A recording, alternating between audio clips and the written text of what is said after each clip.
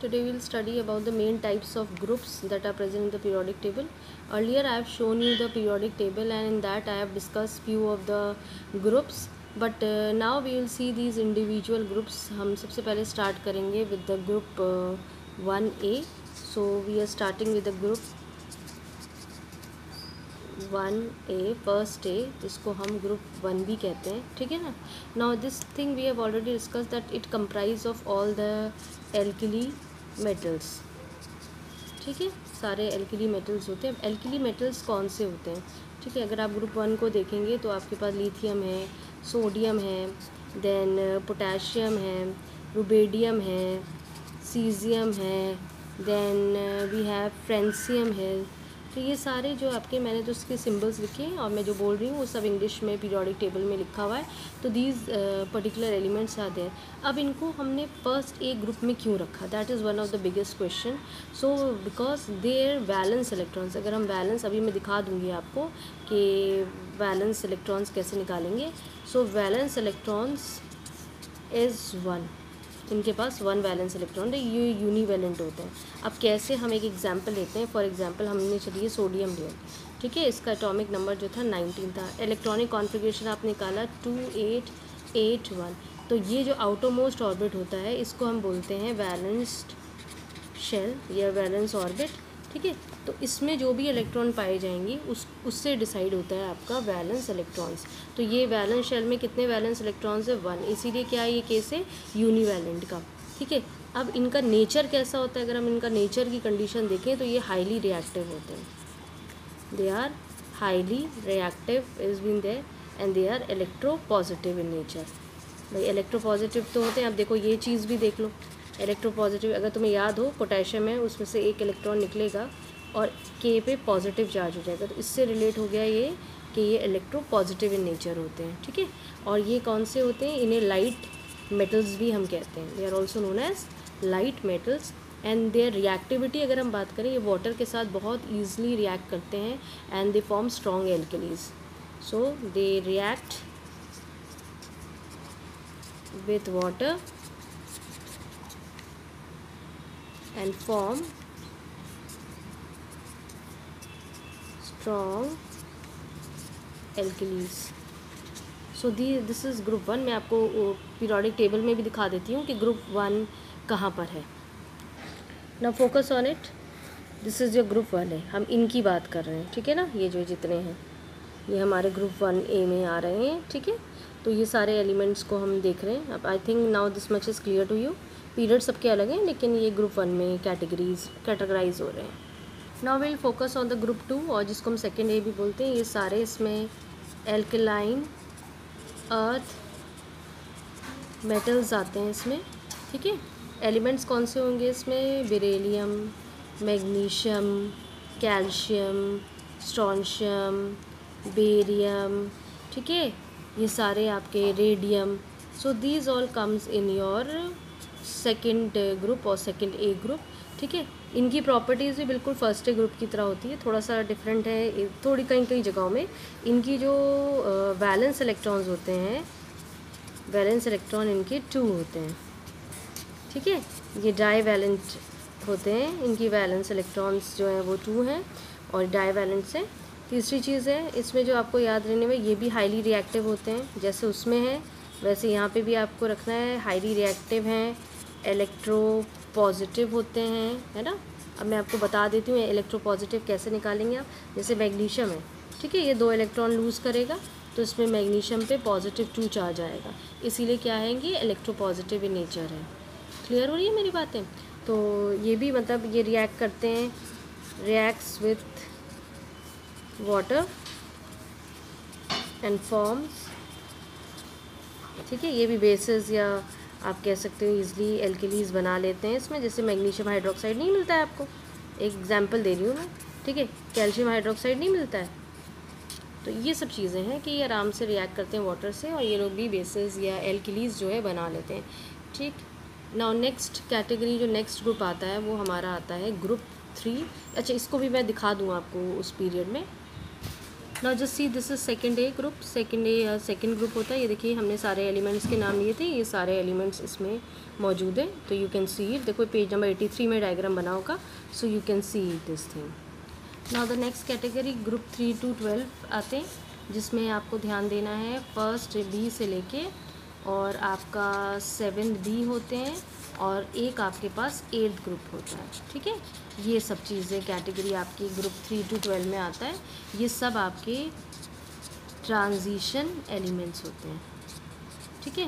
ये सब क्या होता है आपके ट्रांजिशन एलिमेंट्स।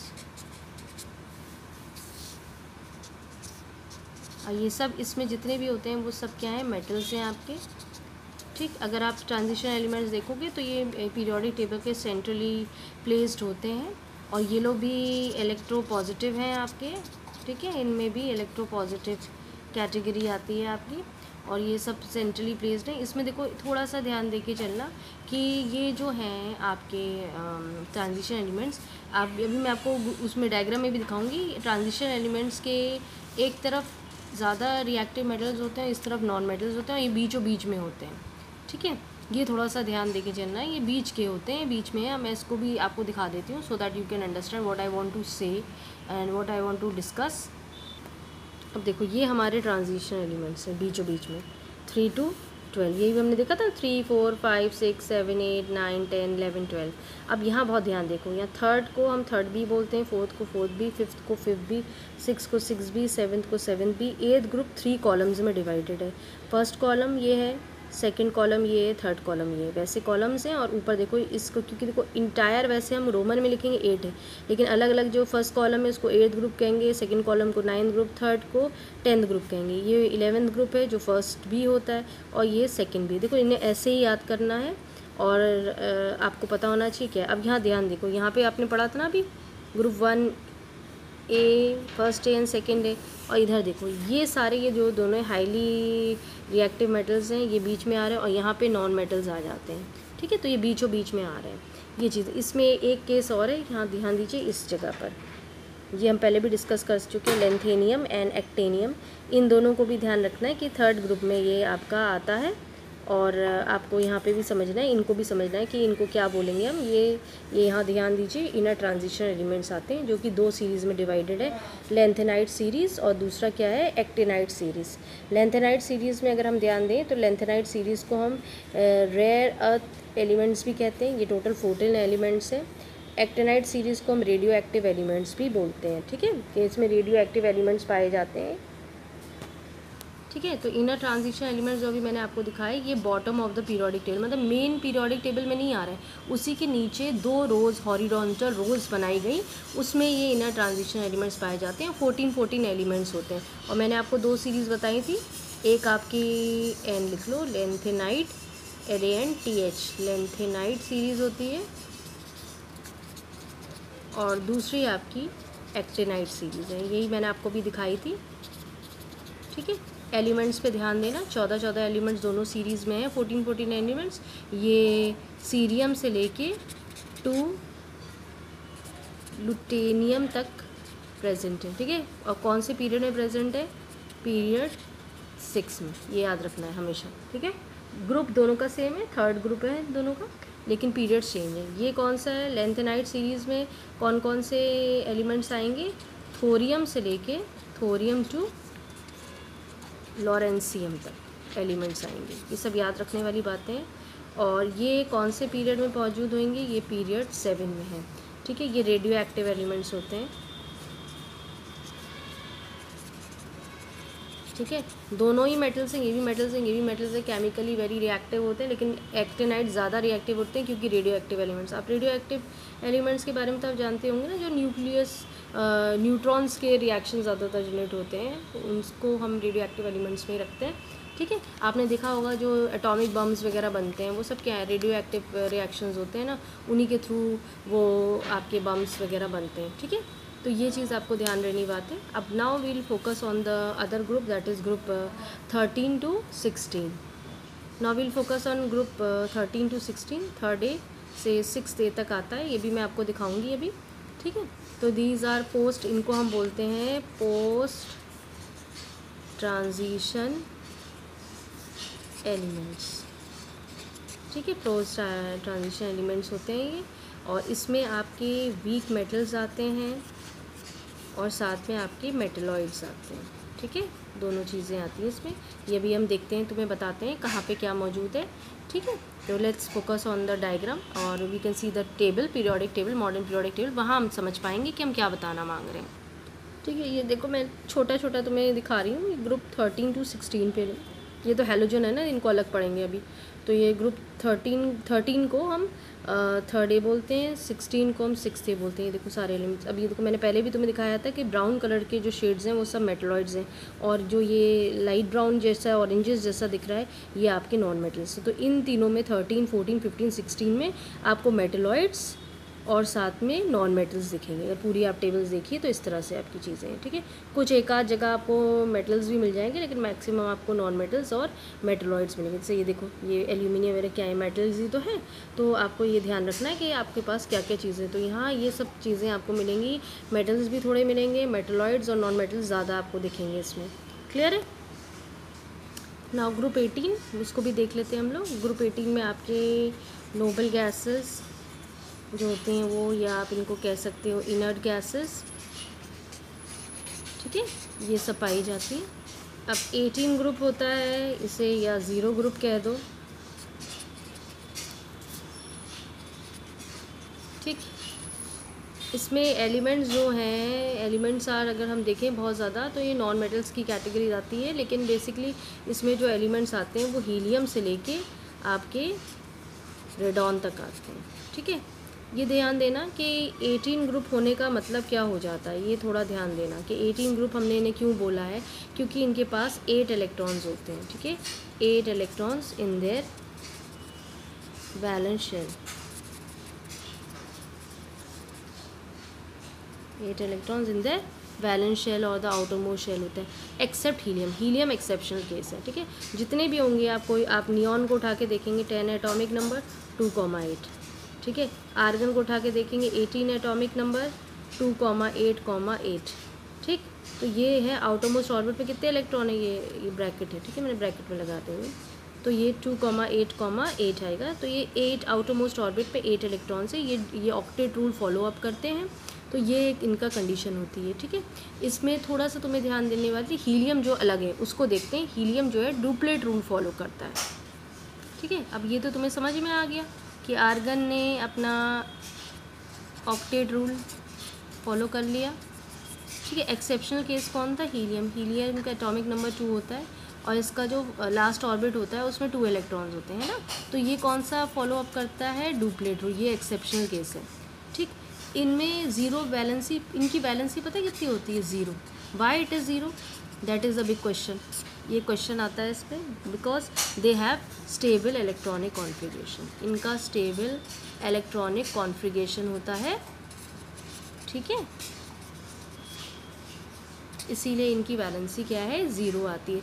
अब स्टेबल इलेक्ट्रॉनिक का मतलब हो गया कि these noble gases will not react, noble gases do not react with other elements,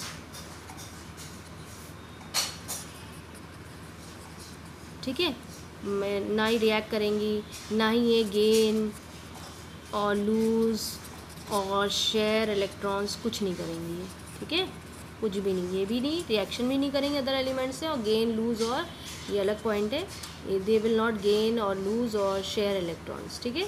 इसीलिए क्या हो जाता है, नोबल गैसेस जो होते हैं उनको हम इनर्ट भी कहते हैं, इनर्ट, दे आर इनर्ट और अनरिएक्टिव, ठीक है।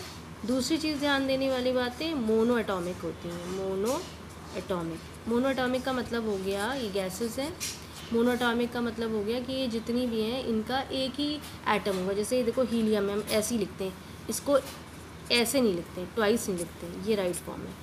आर्गन है, इसको AR लिखते हैं, क्रिप्टन है उसे KR लिखते हैं, तो मोनो एटॉमिक यानी एक ही एटम से बना हुआ है, ठीक है। ये ध्यान देने वाली बातें हैं इसमें, ठीक है। ऐसी आपकी बहुत सी ऐसी प्रॉपर्टीज़ हैं बेटा जो आपकी लिखी हुई हैं पेज नंबर 87 में, उसको देख लेना, ठीक। हमारा लास्ट इसमें टॉपिक बचता है वो है आपका हैलोजन्स, और ये पहले मैं दिखा दूँ आपको कहाँ पर है।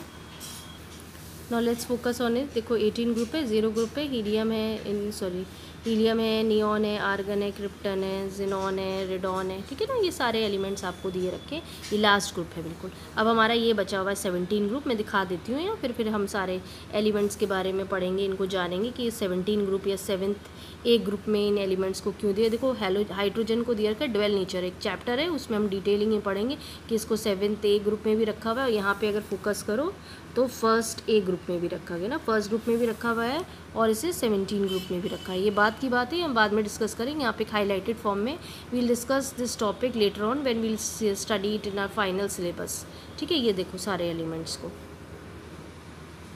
Now the next head is halogen. अभी हमने बताया आपको इनको 17 ग्रुप में रखते हैं या 7th ए ग्रुप में रखते हैं, ठीक है। ठीक, ये हैलोजेंस होते हैं क्योंकि इन्हें सॉल्ट प्रोड्यूसर भी कहा जाता है, वो हम बाद में डिस्कस करेंगे, but they all are non metals, ठीक है। सबके सब क्या हैं, ये नॉन मेटल्स हैं। इसमें फ्लोरीन से शुरू हुआ है, अभी मैंने तुम्हें दिखाया है कि we have seen from fluorine to, ठीक है, आयोडीन तक आपका जा रहा है, और भी जा रही हैं चीज़ें, आपको ध्यान देना है। उसके बाद और हम देखेंगे इसको ढंग से, तो आपको ज़्यादा अच्छी तरह समझ में आएगा कि कौन कौन से एलिमेंट्स हैं, कौन से नहीं हैं, ठीक। ठीक है, फ्लोरीन टू आयोडीन, इसमें देखो एस्टीन भी होता है, उस पर अभी भी है ना, एस्टीन में रिसर्च चल रही है अभी भी, और आता इसी ग्रुप में है लेकिन रिसर्च चल रही है, और भी चीज़ें हैं इसमें। थोड़ा सा ध्यान देना कि देखो बेटा ये इसको 17 ग्रुप में क्यों रखा गया। 17 ग्रुप में अगर चलो हम क्लोरीन को देखते हैं, ठीक है, क्लोरीन का एटॉमिक नंबर 7 है, तो आउटर मोस्ट और इसका इलेक्ट्रॉनिक कॉन्फ़िगरेशन निकालो। मैं एग्जाम्पल बता रही हूँ, बुक में नहीं दिया रखा है, तो तुम इसका इलेक्ट्रॉनिक कॉन्फ़िगरेशन निकालोगे 2,8,7।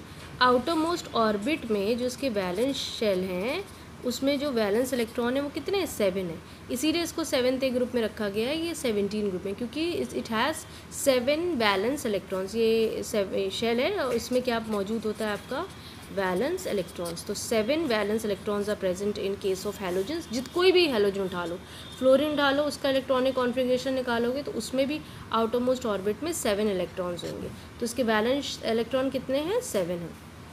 अब इसमें कुछ चीज़ें बातें ध्यान देने वाली बातें होती हैं, वो है जो आप इसको क्या जाने कि यूनिवैलेंट है या डाईवैलेंट है। देखो Cl है, ये एक इलेक्ट्रॉन लेगा अपना आउटर मोस्ट ऑर्बिट को कंप्लीट करने के लिए, इसकी वैलेंसी कितनी हो जाएगी, 1 हो जाएगी।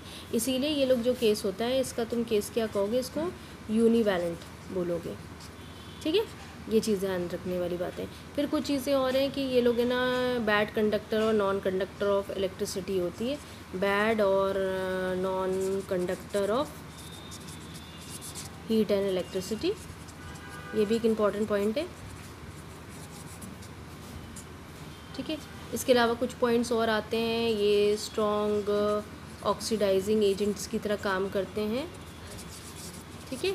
स्ट्रॉन्ग ऑक्सीडाइजिंग, ये देखो एक इंपॉर्टेंट क्वेश्चन है, एक आपसे क्वेश्चन पूछा जाएगा, why halogens acts as a strong oxidising agent, तो आप इसका आंसर क्या लिखेंगे, आप इसका आंसर लिखेंगे because halogen contains 7 electrons in their outer most shell और आउटर मोस्ट ऑर्बिट, ठीक है, ये बात लिखोगे।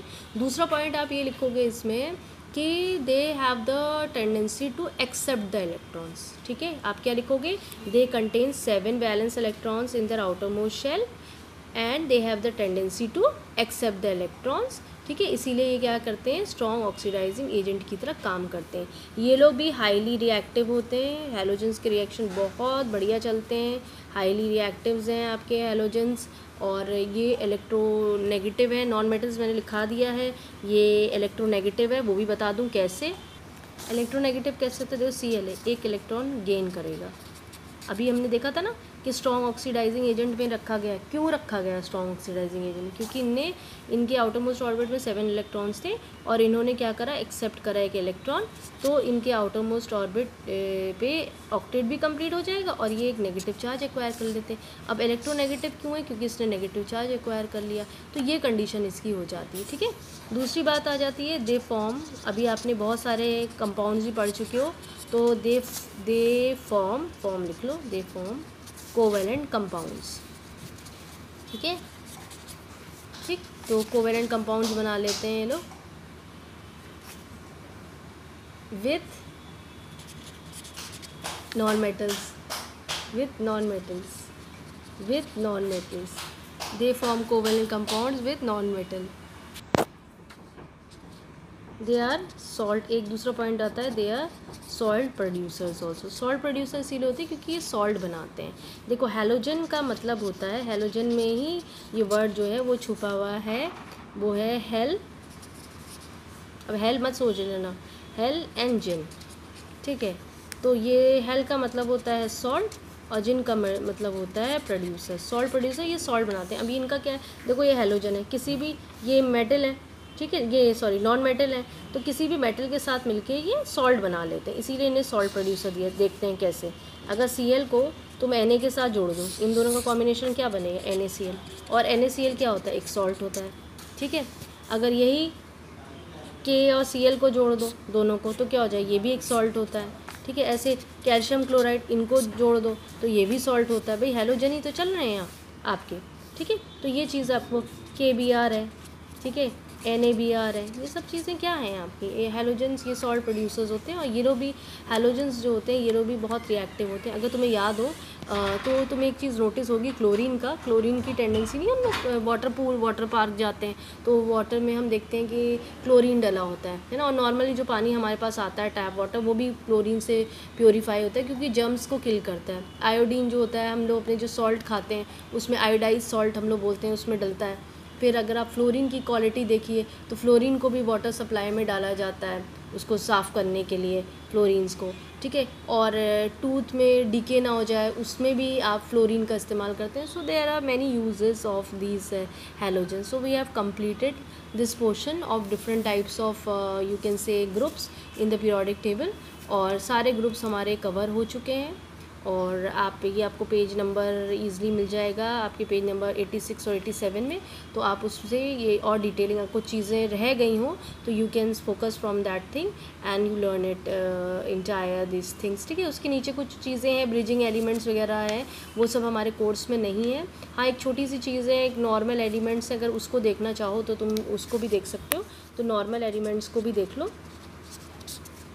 नॉर्मल एलिमेंट्स किस में बोलते हैं, तो नॉर्मल एलिमेंट जैसे ग्रुप, यही सब जो हैं, जैसे इंडिविजुअली अभी तुम्हें पढ़ा था ग्रुप 1 ग्रुप 2, तो इनको कंबाइंड फॉर्म में जैसे ग्रुप 1 ग्रुप 2 ग्रुप 13 14 15, अभी आपने क्या पढ़ा था, इंडिविजुअल पढ़ा था ना। ग्रुप 1 को एल्कली मेटल्स बोला था, एल्कलाइन अर्थ मेटल्स, ये हैलोजेंस हो गए थे, है ना। ये आपके इनको आपने ना पोस्ट ट्रांजिशन एलिमेंट्स बोला था ना 13 से 16 को। लेकिन अब इनको ऑल टुगेदर कंबाइंड स्टेट में अगर हम बोल दें इन ग्रुप्स को, तो हम इनको नॉर्मल एलिमेंट्स बोलते हैं। और सेम उनकी प्रॉपर्टीज़ आप लगा लेंगे कि भाई जो इनका है आउटर मोस्ट ऑर्बिट इनकम्प्लीट होता है, इसमें आपके पास मेटल्स भी होते हैं, नॉन मेटल्स भी होते हैं, और आपके मेटलॉइड्स भी अवेलेबल हैं, है ना।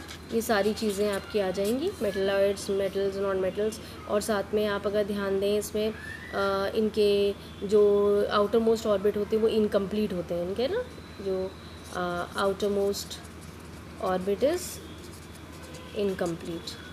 So now we have covered up all the topic from this chapter. Few things are left. I'll make a other video and I'll explain you that also, so that we could finish up with our first examination syllabus. ये last chapter चल रहा है हमारा first term का, और एक video और है जिसमें हमारी पूरे ये चैप्टर कंप्लीट हो जाएगा, and your half yearly syllabus is completed after that video.